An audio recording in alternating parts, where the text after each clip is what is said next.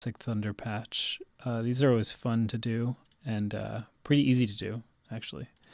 So we're going to go to Banks. We're going to choose any initialized EXI program. You're going to want to go into Common and choose AL1, which it's actually set to by default. So for Thunder, it's pretty much just noise that's modulated by a filter. So go to our EXI tab and go to oscillator pitch. And we're going to look at our noise, which is right here. And let's see, let's go to our mixer, turn down oscillator 1, turn down oscillator 2, turn up our noise. Hear what that sounds like. Pretty harsh. Going back to oscillator basic, we have this saturation parameter noise. Let's just turn that up and see what that sounds like. So 29 is fine. That's going to automatically be routed to our filter, which is going to be doing everything for the patch. Let's take frequency down, pretty much all the way down, and put our filter modulation from our envelope generator 1 pretty much all the way up for now. And then we're going to go to that envelope generator. Here it is for the filter. And we're going to bring down the sustain to 0. And we're going to want to do that for both break and sustain, of course. Most ADSR envelopes aren't going to have a break parameter. Break is just another slope that travels into sustain. It's both a time and level parameter. I can get into more specifics on envelopes and the differences between time parameters like attack, decay, and release versus a level parameter like sustain. But that's not what we're going to focus on in this video. We're making kind of like a bell envelope where the release and decay are going to have the same amount of time. So it doesn't matter whether we hold down a key or if we just press a key. You might want to make a subtle difference where the decay is longer when you hold down a key, just to feel more powerful while you're, creating your thunder when you're actually playing it. So you can tell that decay is not nearly long enough. Let's go to 85. So it's pretty good. We'll turn the release up to like, let's try 75, and I'm just going to tap the key. But the release is stopping immediately because of the amp envelope. So we'll go to our amp, and we'll turn up our release to 85 as well to match our filter envelope. And we're actually going to go higher.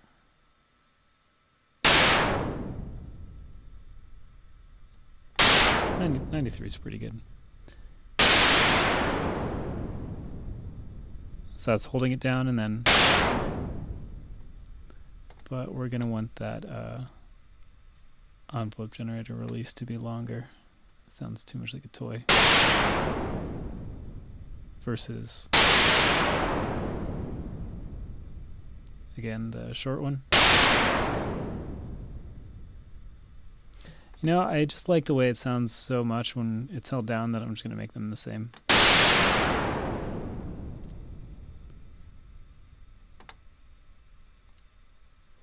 Okay, so now we're going to want to go to our LFO.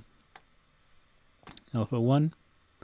Let's choose a sample and glide waveform, which is just going to be our, I think it's random 4 continuous. And that one looks pretty good. Frequency 68. Let's go to our filter. And then LFO modulation. LFO1 is already set by default. LFO intensity, let's turn it up, and let's listen to the way that sounds. So that's It's way too much. It's giving some whipping wind kind of sounds, but it's better to make the wind separate if you're going to make the wind and thunder in the same patch. But for now, we're just going to be making the thunder. So again, it's still a little heavy. And let's definitely turn up the rate of the LFO.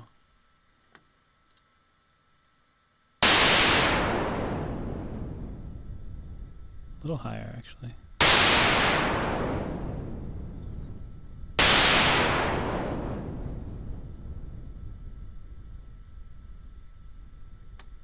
Nice. And that's pretty much the whole patch. We can try turning up resonance a little bit. Also, let's go to, let's put the reso bass on full so we get a lot more bass response, and let's put the resonance up just a bit.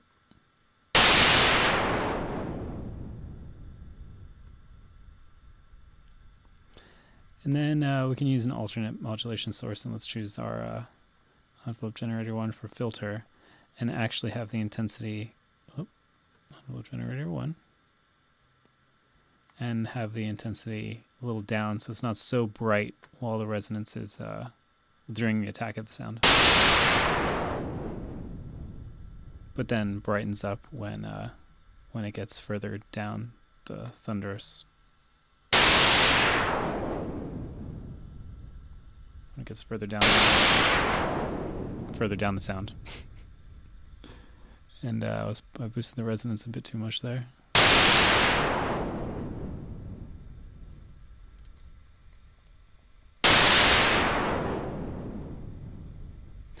And let's go to our amp and mess with the drive and the low boost, which makes a significant difference to the sound. And that's pretty much it. You have thunder. You can make this patch on pretty much any synthesizer. I mean, the ingredients are so basic. It's noise and filter modulation. So as long as you have a noise generator in your synthesizer, and then you have a regular low-pass filter. I'm using a 2-pole low-pass, and a filter envelope. You're done. That's you have all the ingredients to make pretty decent thunder. Some distortion, of course, will go a long way. But yeah, I'd really like to hear other people create this sound on their synthesizers, because obviously every synth is going to have its own nuances. Soft synth or hardware. So yeah, if you make your own video, definitely link it or send me a message.